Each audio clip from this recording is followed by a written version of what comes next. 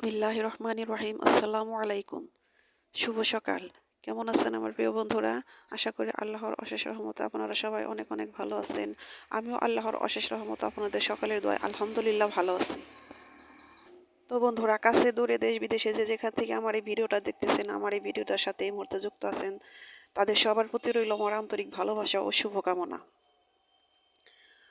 ভিডিওর শুরুতে একটি রিকোয়েস্ট, প্লিজ বন্ধুরা, আমার ভিডিওটা দেখার শুরুতে একটা লাইক দিয়ে আমার ভিডিওটা কন্টিনিউ করেন।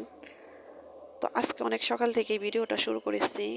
তো বন্ধুরা, ভয়েস দিতে একটু সমস্যা হইতেছে, গাড়ির শব্দ আসতেছে আমার কাছে, জানি না ভিডিওতে সাউন্ডটা কেমন আসবে। তো সে ভুলগুলো অবশ্যই ক্ষমা সুন্দর দৃষ্টিতে দেখবেন। তো এই তো দেখুন, যে পিঠা বানিয়েছিল মামি, সে পিঠাগুলো খেলাম সকালবেলা। পিঠাগুলো অনেক সুন্দর হয়েছে মাশাল্লাহ, অনেক মজা হয়েছিল। তো তারপরে চলে এসেছি আবার এই নদীর ধারে। তো মামি চলে এসলো পানি নিতে, তো মামির সাথে চলে আসলাম। তো এটা হলো 10টার দিকে ছিল। নদীটা এত সুন্দর ছিল, শান্ত ছিল, দেখে খুব ভালো লাগলো নদীর পরিবেশ। তো কার না ভালো লাগে এরকম একটা পরিবেশ? আমার তো অনেক ভালো লাগতেছে। তো শীতের দিন নদীর পাড়ে কিন্তু অতটা শীত লাগে না, নদীর পাড়ে কোনো শীত নেই। তো মামি আসলো যে কালকেও এসেছিলাম, তো ওইভাবে আমি আপনাদের সাথে ভিডিওটা শেয়ার করতে পারিনি। তো আজকে আবার করলাম, কারণ কালকে আমারই ভালো লাগেনি, আমি এসে বেশিক্ষণ সময় দিতে পারিনি নদীর ধারে। তো আজকে চলে এলাম, মামি বললো যে আজকে চলো যাই। তো মামি তো প্রতিদিনই আসে পানি নেওয়ার জন্য, কাছাকাছি। এর পাশে আবার মামিদের ক্ষেতও আছে অনেকগুলা মামার। তো নদীর যে একটা পরিবেশ সুন্দর, ওই যে দেখেন পানির জন্য নিচে নামতেছে, খুব ভালো লাগলো, স্বচ্ছ সুন্দর। এখন তো নদী আহ, মানে পানি অনেকটা কমে গেছে, একদম নিচে চলে গেছে, তারপরও অনেক পানি, অনেক মাছ দেখা যাইতেছে নদীতে, শুধু লাফাইতেছে, দেখে সেটাও ভালো লাগলো। কিন্তু সেটা তার ক্যামেরা বন্দি করতে পারিনি, আমি তো অনেক উপরে ছিলাম। যে এই পাশ অনেক ভেঙে গেছিল, তো এই পাশটা ঠিক করেছে। এই ঠিক করার পর আমি আর এখানে আসিনি, দেখিনি। তো সেটাই দেখলাম, এটাকে ব্লক বলে ব্লক দিছিল, কিন্তু সেটাও কিন্তু ভেঙে গেছে। তো খুব সুন্দর, নামার জন্য একটা সিঁড়িও আছে, এই যে দেখেন কি সুন্দর সিঁড়ি, সিঁড়িটা দেখেও ভালো লাগলো। কিন্তু সিঁড়ির সামনে ভেঙে গেছে, সেখানে নিচে নামা যায় না। তো আমার ইচ্ছা ছিল আমি নিচে একটু নামবো, নেমে পানি দিয়ে একটু হাঁটাহাঁটি করব। নদীর পাড়ের পানি, নদীর পানি কিন্তু খুব ভালো লাগে, নিচে কোনো কাদামাটি নেই, শুধু বালু। তো আমার মতো কে কে এই নদী ভালোবাসেন, নদী পছন্দ করেন, আমাকে কমেন্ট করে জানাতে পারেন। আমরা তো আর ইচ্ছা করলে কক্সবাজার সমুদ্র বন্দর সেখানে যেতে পারি না, কিন্তু নদীর পার এটা তো অনুভব করতে পারি, আর যেহেতু আমরা গ্রামের মানুষ, তাই না? তো আমি অনেক দিন পর, প্রায় 2 বছর পরে এই নদীর পাড়ে এসেছি, আমার খুব ভালো লাগলো। তো এই যে নদীর যে ভান্ডা দিয়েছে, এটা আমি এখনো দেখিনি, এইবারই দেখলাম। তো নদীতে গোসল করার খুব ইচ্ছা ছিল, কিন্তু পারলাম না, ভয় করে, কারণ নদীতে তো কখনো গোসল করিনি। তো আমার মামি কিন্তু এখান থেকে গোসলও করে গেল, বললো যে গোসল দিবা, আমি বললাম যে না, আমার ভয় করে। তো গোসল দিলে হয়তো ভালোই লাগতো। তো নদী থেকে আসার পথে মামির ক্ষেতে, যে মামার ক্ষেতে খেসারি বুনেছে, সে খেসারিগুলো গরু দিয়ে খাওয়াইতো। তো বললো যে শাক নিয়ে যাই কিছু, আমি তো বাড়িতে চলে যাব। তো বলতেছে যে তুমি, তোমার জন্য শাক নিয়ে যাই। পরে মামি তো ভিজা কাপড়ে, বললাম যে তাহলে আপনি চলে যান, আমি শাক তুলে নিয়ে আসি। তো শাকও তুলবো সে প্রস্তুতি নিয়ে এসেছিলাম। তো এই শাকগুলো তুলতেছি, খেসারি শাক। শাক অত ভালোভাবে এখনো হয়নি, কিন্তু কিন্তু অর্ধেকের বেশি ক্ষেত খাওয়ানো হয়ে গেছে অলরেডি গরুকে। আবার এটা খাওয়ানো শেষ হয়ে গেলে আবার নতুন করে বুনবে, কারণ শাক তেমন একটা ভালো হয়নি। আর অনেক মানুষ এই যে গরু দিয়ে খাওয়ানোর জন্য এই কারণে শাকগুলো তুলে নিয়ে যায়। আম, কিছু বলবে, কেউ চুরি করেই নিয়ে যায়, এই আর কি অবস্থা। তো এই তো শাকগুলো তুলছি, এই ক্ষেতের ভিতরে আবার ওই অন্য রকমের শাকও আছে, সেটাও আমি আপনাদের সাথে শেয়ার করব।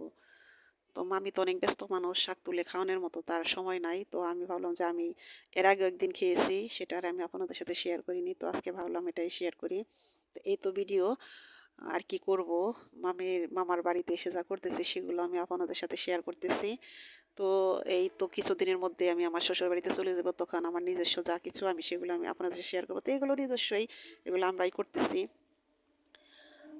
তো গ্রামে এসে, এখানে এসে, শ্বশুরবাড়ি গ্রামে, তারপর এখানে এসে অন্যরকম একটা পরিবেশে কাটালাম কয়েকটা দিন, খুব ভালো লাগলো। এই তো এই যে দেখেন, এটা হলো চৈতা শাক। এই শাকটা এই শাকের সাথে দিয়ে দিব, এই শাকটা দিলেও কিন্তু শাকটা খেতে মজা লাগে। এটা হলো সরিষা শাক। এই যে ক্ষেতটা দেখতে পাইতেছেন, এটাও আমার মামার ক্ষেত। বুনেছে মিষ্টি আলু, কিছু জায়গায় বুনেছে গোল আলু, কিছু জায়গায় বুনেছে সরিষা, তারপরে আলু, পেঁয়াজ মানে এই কেল, কেল করে মাঝখান দিয়ে হলো আ কুশল বুনেছে, তার মাঝখান দিয়ে যে কেল, সে কেলগুলোর মধ্যে এগুলো বুনে দিয়েছে। অনেক সুন্দর হয়েছে এইগুলা মানে অনেক যত্ন করে বুনে, তো যে আবাদি বুনে মাশাআল্লাহ অনেক সুন্দর হয়, লাভবান হতে পারে। তো এই তো এটা হলো তার পরের দিন সকালবেলা শাকগুলো ধুয়ে নিতেছি। এই শাকগুলো আমি নিজেই ভাজি করব, বললাম যে মামিকে যে এটা আমি করি মামি, আমার মতো করে করতে দেন। তো মামি বলতেছে বুঝতেছি তো, ভিডিও করবা। যাই হোক, হ্যাঁ আমি তো ভিডিও করি, সেটা তো আপনি জানেন। তো শাকগুলো রান্না করার পর খাওয়া হয়েছে। শাকগুলো কিন্তু খুব মজা। জানি না কার কার এই শাক খেতে ভালো লাগে, আমার তো খুব ভালো লাগে।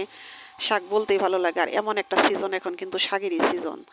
তো দেখা যায় যে ভাতের চেয়ে সবজি যদি বেশি খাওয়া যেত তাহলে হয়তো সবাই তাই খেত, কারণ চাউলের চেয়ে ধানের চেয়ে কিন্তু সবজির দাম এখন অনেক সস্তা হয়ে গেছে, আর সবজিও অ্যাভেলেবল পাওয়া যাইতেছে, বিশেষ করে গ্রামে টাটকা সবজি ইচ্ছা করলে দেখা যায় যে একদম টাটকাভাবে উঠিয়ে এনে খাওয়া যাইতেছে। আর এই শাকগুলো বিভিন্নভাবে কেটে কিন্তু রান্না করা যায়। কাছে দেখা যায় আমার শাশুড়ি বাড়িদের ওখানে হইলো, শ্বশুর বাড়ির ওখানে এই শাকগুলো আনানি রান্না করে। আবার এখানে দেখা যায় একবারে ঝুরি করে কাটে, আবার কিছু দেখা যায় যে একটু লম্বা লম্বা করে কাটে। তো আমি একটু লম্বা লম্বা করে কেটে নিলাম। এই তো শাকগুলো বসিয়েছি, শাকগুলো তো একদম কচি, অল্প একটু হয়ে যাবে, অল্প শাকই তুলেছি। আর শাক কিন্তু এত বেশি শাক মজা না, অল্প শাকই খেতে বেশি মজা লাগে। তো এই শাকের ভিতরে এখন আমি লবণ আর হলো কাঁচামরিচ, পেঁয়াজ এগুলো কেটে দিব, আর কিছু কাঁচামরিচ আনাম দিয়ে দিব, কারণ ঝাল তো এক একজন এক এক রকম খাওয়া হয়। তো সিদ্ধ কাঁচামরিচটা দেখা যায় যে শাকের সাথে খেতে আমার খুব ভালো লাগে। শুকনো মরিচ খেতেও ভালো লাগে, কিন্তু শুকনো মরিচটা তো অতটা ভালো না, বেশি খেলে দেখা যায় পেটে সমস্যা হয়, পেটটা আমার জ্বলে। সে কারণে শুকনো মরিচটা আমি খুব কম খাওয়ার চেষ্টা করি। তো আমার নিজের মতো করে আমি রান্না করলাম। এই তো দেখেন শাকে একটু পানি উঠেছে, এই পানিটা আমি একটু ফেলে দেব।